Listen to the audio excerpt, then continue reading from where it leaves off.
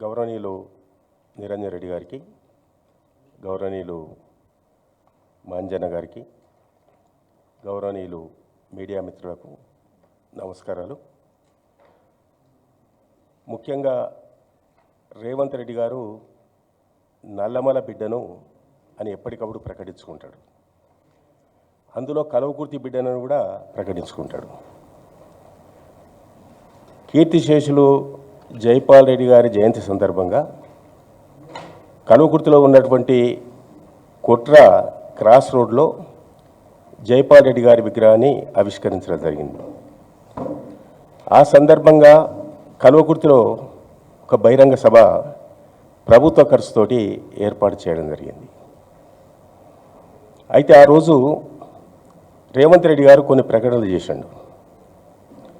Hyderabad to Srisailam రోడ్ను 6 lines రోడ్గా ఏర్పాటు చేస్తానని చెప్పి, ఇప్పటి వరకు 6 లైన్స్ కాదు కదా, ఉన్న రోడ్డు కూడా రిపేర్ కాలేదు. ప్రతిరోజు యాక్సిడెంట్స్, అనేక మంది భక్తులు శ్రీశైలానికి వెళ్ళే వాళ్ళు చాలా ఇబ్బందులకు గురవుతున్నారు. ఆ మాట నిలబెట్టుకోవాలని నేను మీడియా మిత్రుల ద్వారా ఈ ముఖ్యమంత్రికి డిమాండ్ చేస్తూ ఉన్నాను. అదేవిధంగా పాలమూరు రంగారెడ్డి ప్రాజెక్టు,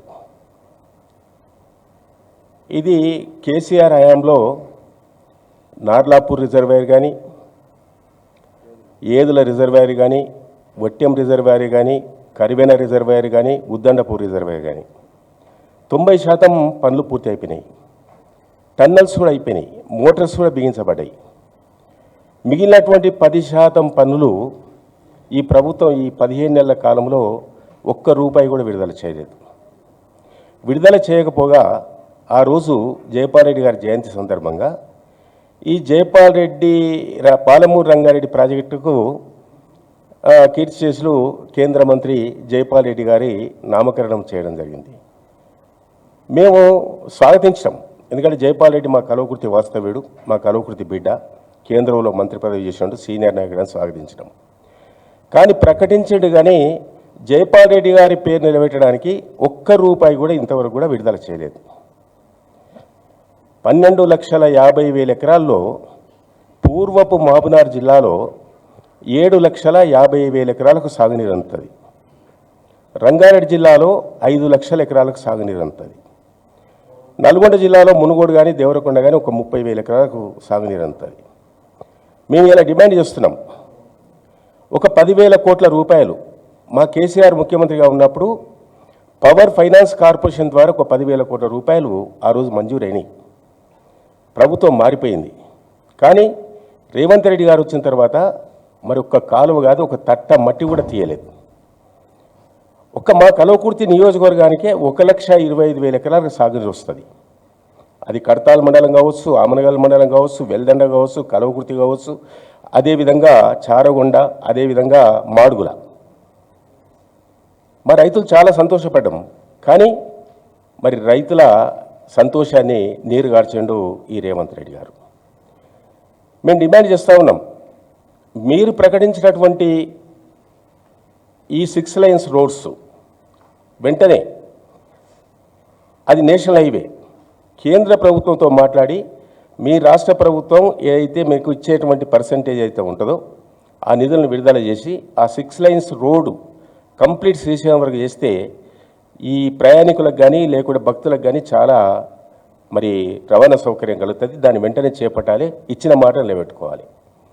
పాలమూరు రంగారెడ్డి ప్రాజెక్టు కూడా ఇప్పటికైనా ఈ బడ్జెట్లో సుమారు ఒక 10,000 కోట్ల రూపాయలు పెట్టి వెంటనే ఆ పనులు ప్రారంభించి వచ్చే సంవత్సరం లోపల తిరిగి ఆ పాలమూరు రంగారెడ్డి ప్రాజెక్టు కాలువలు పూర్తి చేసి 12,50,000 ఎకరాలకు సాగునీరు అందించి కల్వకుర్తి ప్రజలకు ఇచ్చిన మాట నిలబెట్టుకోవాలని కూడా ఈ సందర్భంగా నేను రేవంత్ రెడ్డి గారిని డిమాండ్ చేస్తూ ఉన్నాను.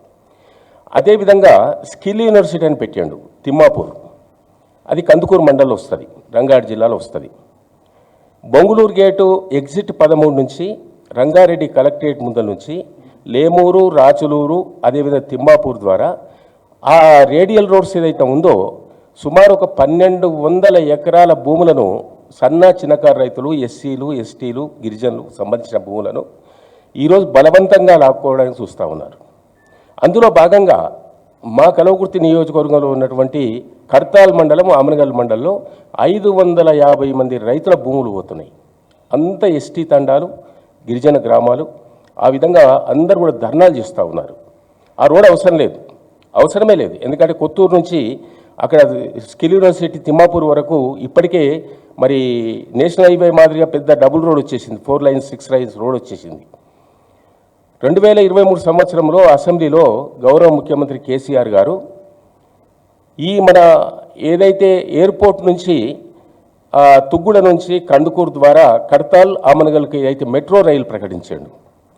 ఇప్పుడు ఆ మెట్రో రైలు మార్చేసి ఇప్పుడు ఓఆర్ఆర్ ద్వారా బెంగళూరు గేట్ నుంచి అక్కడ స్కిల్ యూనివర్సిటీ తీసుకుపోదని చెప్పి ఈ రేవంత్ రెడ్డి గారు మొన్న ప్రకటించడం జరిగింది.